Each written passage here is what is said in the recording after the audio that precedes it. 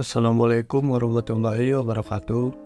Perkenalkan, nama saya Muhammad Ridho Alfarizi dengan NPM 22412032 dari kelas akuntansi 22A. Pada video ini saya akan menjelaskan materi tentang formulir dalam sistem akuntansi. Formulir memegang peran penting dalam sistem informasi akuntansi. Formulir adalah secari kertas yang memiliki ruang untuk diisi. Tetapi definisi tersebut dikemukakan ketika komputer belum dipergunakan secara luas dalam dunia bisnis. Kini, formulir dapat berupa kertas atau dapat berupa formulir elektronik. Formulir elektronik merupakan ruang yang ditayangkan dalam layar komputer yang digunakan untuk menangkap data yang akan diolah dalam pengolahan data elektronik. Dengan meluasnya pemakaian komputer untuk menjalankan bisnis, pemakaian formulir elektronik menjadi umum dan meluas dalam bisnis. Penggunaan formulir elektronik sebagai media untuk menangkap data yang akan diolah dalam pengolahan data elektronik memiliki berbagai manfaat, di antaranya: yang pertama, tidak pernah kehabisan formulir, tidak pernah ketinggalan zaman, ketidakefisienan formulir dapat dihindari, tidak dimungkinkan penggunaan formulir yang salah, kecepatan pengisian formulir, penangkapan data dilakukan sekali, tidak ada data yang mengambang, dan kemudahan dalam pengolahan formulir. Formulir yang digunakan dalam suatu organisasi dapat digolongkan menurut sumbernya. Berdasarkan sumbernya, formulir dapat dibedakan menjadi 3 golongan. Yang pertama, yaitu formulir yang dibuat dan disimpan dalam perusahaan. Yang kedua, yaitu formulir yang dibuat dan dikirimkan kepada pihak luar perusahaan. Dan yang ketiga, yaitu formulir yang diterima dari pihak luar perusahaan. Sedangkan menurut tujuan penggunaannya, formulir dapat dibagi menjadi 2. Yang pertama, yaitu formulir yang dibuat untuk meminta dilakukannya suatu tindakan, dan yang kedua yaitu formulir yang digunakan untuk mencatat tindakan yang telah dilaksanakan. Apa saja prinsip dasar yang melandasi perancangan formulir? Dalam merancang suatu formulir, prinsip-prinsip berikut ini perlu diperhatikan. Yang pertama, sedapat mungkin manfaat tembusan atau copy formulir. Yang kedua, hindari duplikasi dalam pengumpulan data.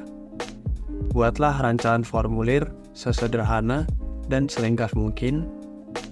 Masukkanlah unsur internal cek dalam merancang formulir. Cantumkan nama dan alamat perusahaan pada formulir yang akan digunakan untuk komunikasi dengan pihak luar. Cantumkan nama formulir untuk menggunakan identifikasi. Beri nomor untuk identifikasi formulir. Cantumkan nomor garis pada sisi sebelah kiri dan kanan formulir jika formulir lebar digunakan, untuk memperkecil kemungkinan salah pengisian. Cetaklah garis pada formulir jika formulir tersebut akan diisi dengan tulisan tangan. Jika pengisian formulir akan dilakukan dengan mesin ketik, garis tidak perlu dicetak, karena mesin ketik akan dapat mengatur spasi sendiri, dan juga jika bergaris, pengisian formulir dengan mesin ketik akan memakan waktu yang lama. Cantumkan nomor urut cek atau nomor urut cetak. Rancanglah formulir tertentu sedemikian rupa sehingga pengisian hanya membutuhkan tanda I atau X atau dengan menjawab ya atau tidak untuk menghemat waktu pengisiannya. Susunlah formulir ganda dengan menyisipkan karbon sekali pakai atau dengan menggunakan karbon beberapa kali pakai, atau cetaklah dengan kertas tanpa karbon. Pembagian zona sedemikian rupa sehingga formulir dapat dibagi menurut blok-blok daerah yang logis yang berisi data yang saling terkait. Ada 4 keadaan yang mendasari perlunya penggunaan formulir. Jika suatu kejadian harus dicatat, maka formulir perlu digunakan. Jika informasi tertentu harus dicatat berulang kali, penggunaan formulir akan mengurangi waktu penulisan informasi tersebut. Yang ketiga, jika berbagai informasi yang saling berhubungan perlu disatukan dalam tempat yang sama, penggunaan formulir memudahkan pengecekan yang cepat mengenai kelengkapan informasinya. Yang keempat, jika dibutuhkan untuk menetapkan tanggung jawab terjadinya transaksi. Selanjutnya, apa saja informasi yang diperlukan dalam merancang kembali suatu formulir? Formulir yang digunakan oleh perusahaan perlu ditinjau secara periodik untuk menentukan perlu tidaknya diadakan penyempurnaan, penggantian, atau penghentian pemakaian formulir yang sekarang digunakan. Survei untuk mengumpulkan data yang perlu dilakukan saat dalam merancang kembali formulir. Yang pertama, yang bersangkutan dengan formulir itu sendiri.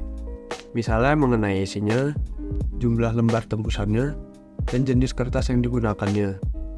Dan yang kedua, yang bersangkutan dengan kegiatan penyediaan, pengisian, dan pencatatan informasi dari formulir tersebut. Formulir atau dokumen dapat digolongkan menjadi dua macam. Yang pertama yaitu dokumen sumber atau source document.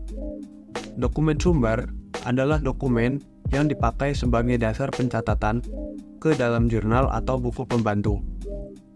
Dan yang kedua yaitu dokumen pendukung atau supporting document atau corroborating document. Dokumen pendukung adalah dokumen yang melampiri dokumen sumber sebagai bukti sahihnya transaksi yang direkam dalam dokumen sumber. Saya rasa sekian materi yang bisa saya sampaikan mengenai formulir dalam sistem akuntansi. Saya akhiri, wassalamualaikum warahmatullahi wabarakatuh.